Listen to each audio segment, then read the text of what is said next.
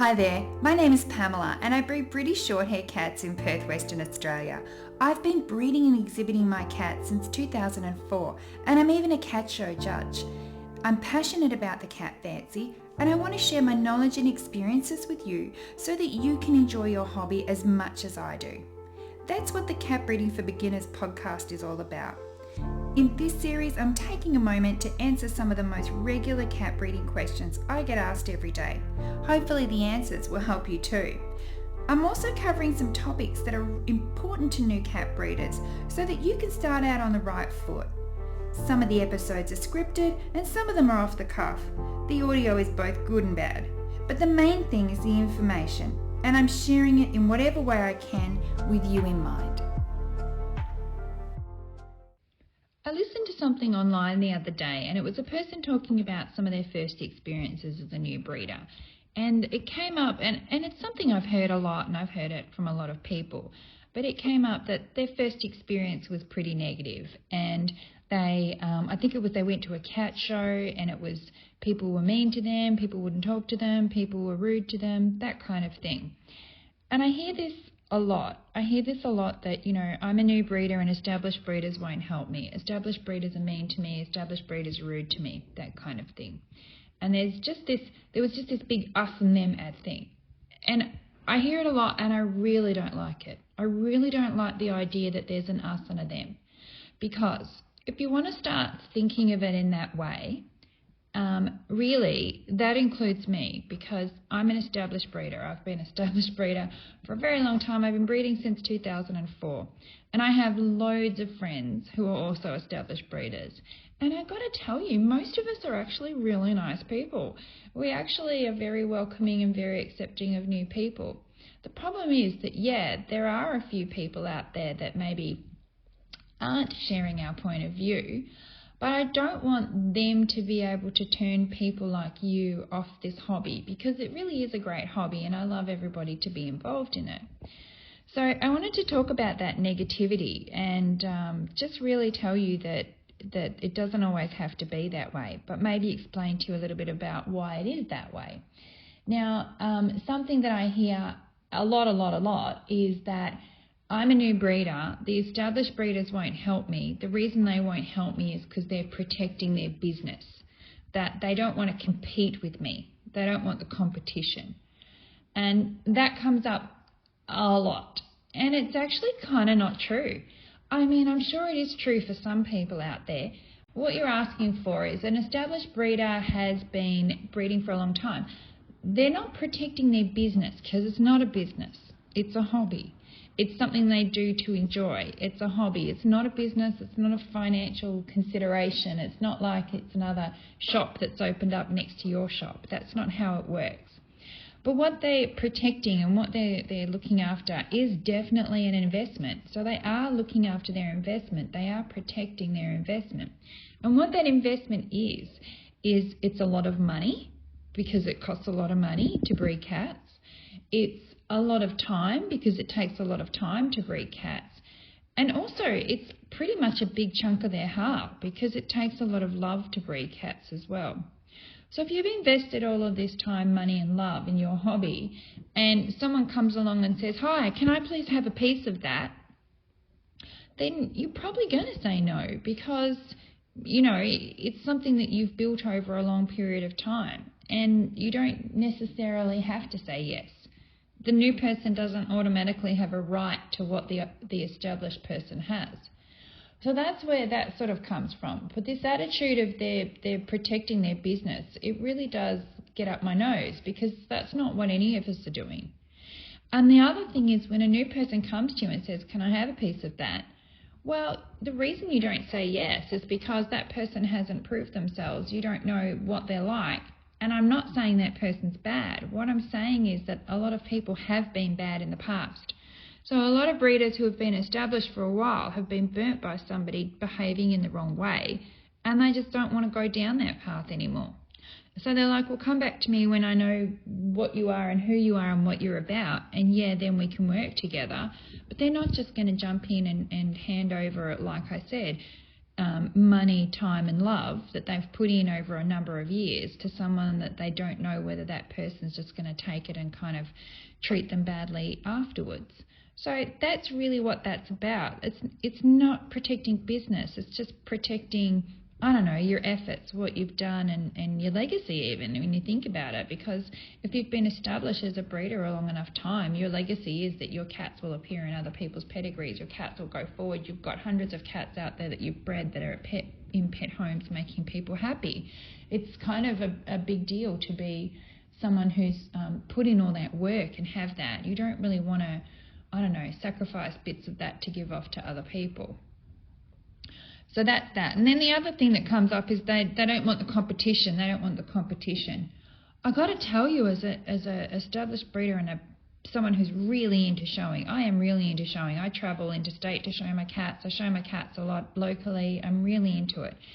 As someone who's really into showing, it's not about the competition. Because when a new person comes along, unless you've, I don't know, been really, really lucky, your cats aren't going to be as good as mine. When you start out, your cats aren't as good as the big established breeders that show. So we don't see you as competition because our cats are the ones that are probably going to win at the shows. So that doesn't make sense to me either. I know it's easy to jump to that conclusion, but that's not what it's about, because we're not feeling threatened by you. We're not. We're really not. And we want you to be there because, you know, the more people that are at shows, the more people there is for us to compete with. And then when our cats do win, we feel really good because our cats won over a lot of cats. That's the pure and simple fact of it. We want you there. We want you to come, and we want you to see our cats and aspire to that, and to want to get your every generation of your breeding better and better and better. And then one day we want you to be the ones that win. That's what we want. It's not competition. But I think that's why people just assume that people won't help them when they get to shows and are a bit rude to them at shows. Well, I think sometimes it comes down to timing. If you show up at a show and you're brand new and you're really eager, and that's great, and I show up at a show and I've got 6 cats and 6 boxes and 6 cages to put up, that's not really the right time to come and talk to me. The right time to come and talk to me is later on, when I'm sitting down drinking coffee in between judging. So pick your moments. People can be really busy when they're an established exhibitor because they have things to do. And also just, you know, there are 100%, there are people at every show that are just grumpy, negative people. And if you come across one of them, that's okay. Just move on and say hello to somebody else, because there are always some good people there too. There really is. Now I want to tell you an example of a positive interaction with the new person. So I went to a show and I put my cages up, and I was putting up about 6 cages and literally was rushing around to put the cats up because I was showing a lot of kittens that show. And there was a new person there who had a cage that was next to one of my cages.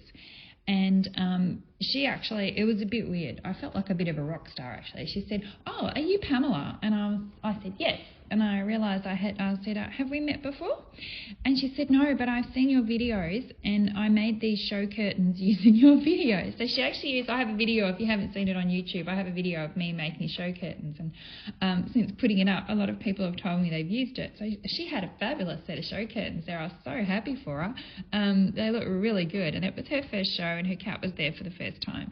So I said, "Oh, that's really great." I said, "Just give me a moment. I'm just getting set up." So I did. I finished setting up all my cats and kittens, and I came over and I had a look at her cat. And I said, "Oh, that's really cute. The curtains are really great." I said, "I think that we might have a problem with your cat though." So her cat was in the show as a certain colour, and it was written on the tag on the cage. And I realised that her cat was not that colour. I think it was chocolate and lilac, chocolate tabby, lilac tabby. I said, "Your cat's not a lilac tabby, that's a chocolate tabby. Is that what it's meant to be as? And is that what it's registered as?" And I went through a few things with her and realised that no, this cat was actually registered incorrectly, which is fine, that happens. And I said, "Well, what's going to happen today is, though, that when the judges get to your kitten, they're going to notice that it's not the colour that it's supposed to be. So let's go over here and talk to the people who are running the show and see if we can't get this sorted out before judging starts." And we did. We got the cat, I think she even got it reclassified, and the cat was in the show then as what it was meant to be. So my kittens were on either side of her cat. I had two kittens competing with her kitten. And if I had been scared of the competition, I would have said nothing, and I would have let her cat get outclassed in all the rings and then not be judged if I was worried about the competition. But no one is. We're not worried about the competition. That's not how it works. So for me, it was more important that she had showed up at her first show. She was super excited, made a set of curtains. Let's make sure she gets her cat judged. Let's make sure she gets that experience, because I want her and enjoys that experience. So I went over and got it sorted with her. Then a bit later on, I was putting up, sorting out the rest of my cats, giving them their toys and that kind of thing. And I'd said to the lady as well, I looked over and I said, by the way, you just want to pluck out those ear tips before the show starts, because that'll give your cat's ears a rounder look. So I even gave her a grooming tip that would make her cat look better. Again, I had my kittens sitting on either side of her cat, not worried about the competition. Just wanting her to have a good show, wanting to give her a bit of advice that might help her kitten do better in the show. And I remember my friend was there, Tara was there, and she came over and she knew this person because this person worked at her vet's. And she said, oh, great to see you. And then she said, have you taken the tips out of your kitten's ears? Because she knew it needed doing as well.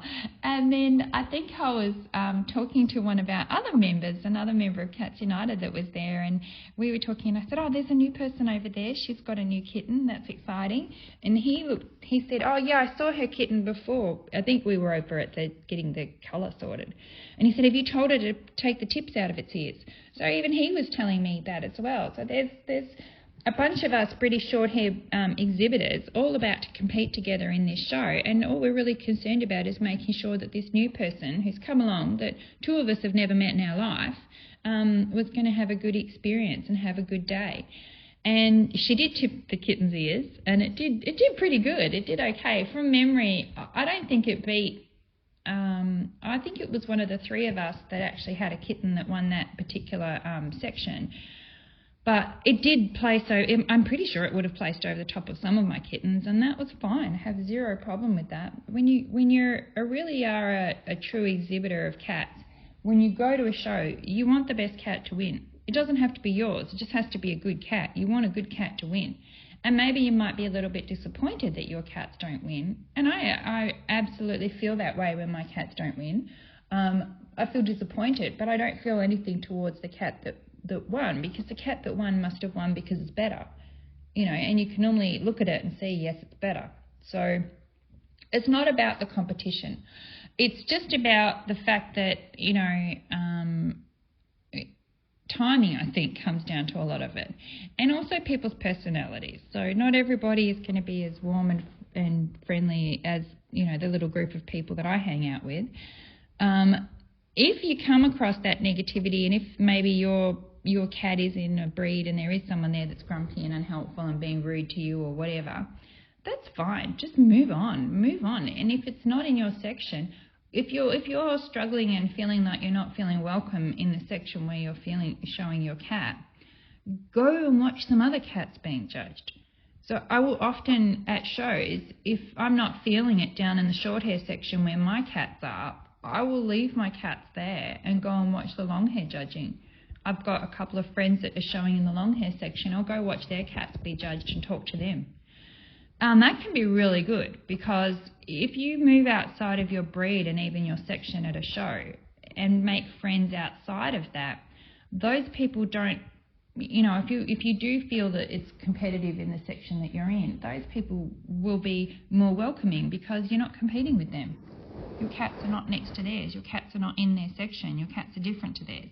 So move outside of that and meet people outside of that are showing in the other sections.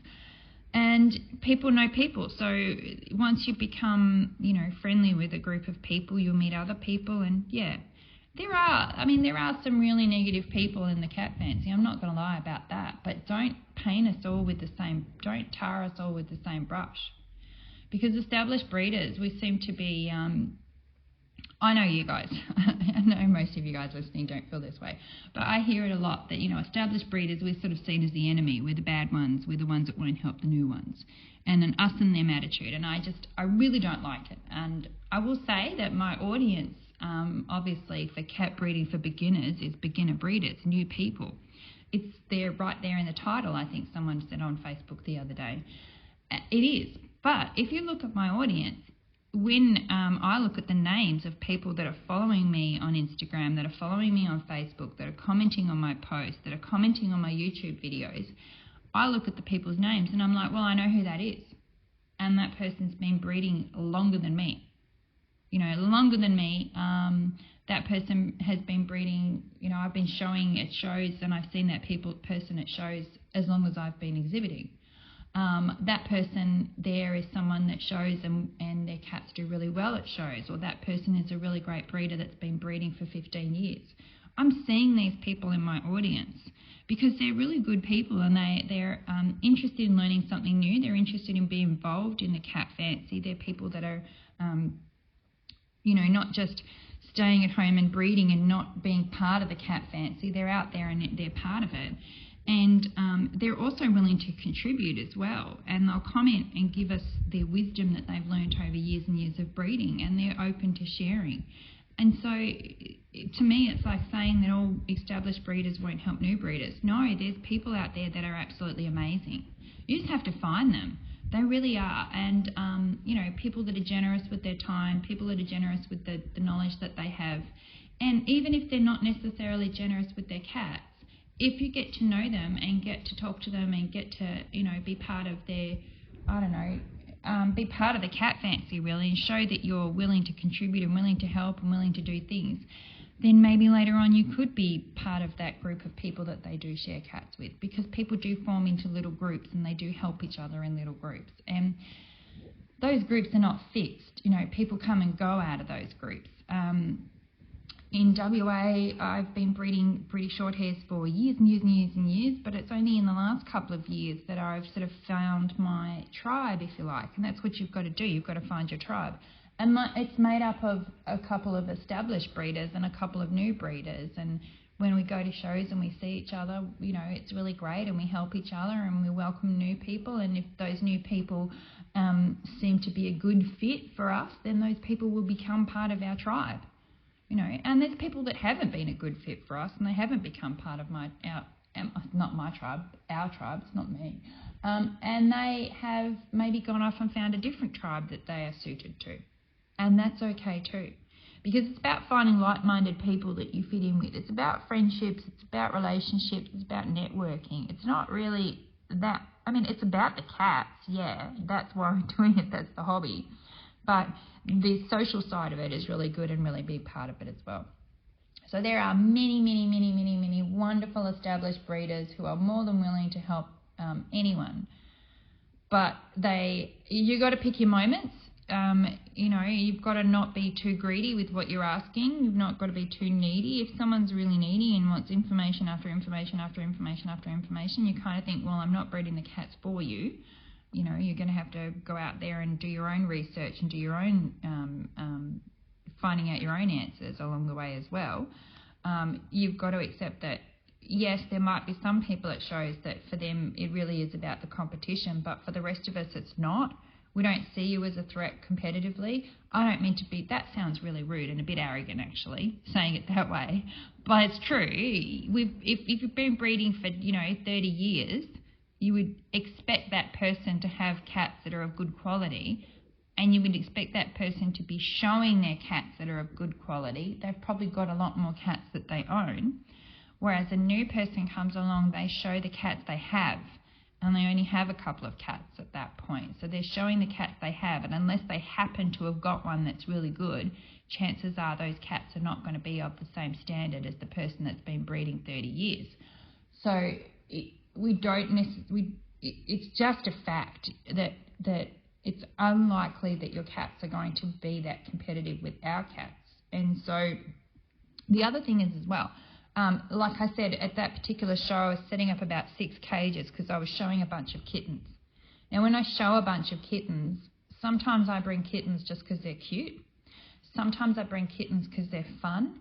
Sometimes I bring one kitten because he's the one I want to show, but he likes to travel with his friend, so I bring his friend as well.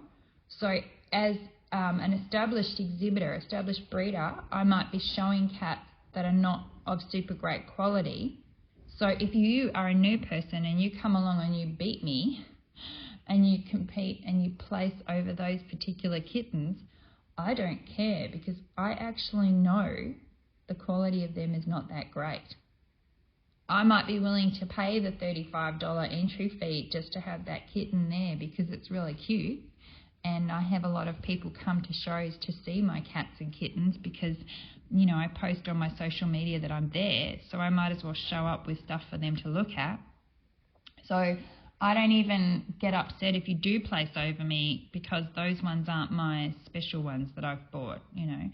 I might be a bit, you know, if I'm showing Herbert, or if I'm showing, you know, some of my other really good cats. Herbert is my current show cat. If I'm showing him and somebody new came along and did place over Herbert, then I think my answer to that would be, oh, well done, you've got a good one there, because I know my cat's good.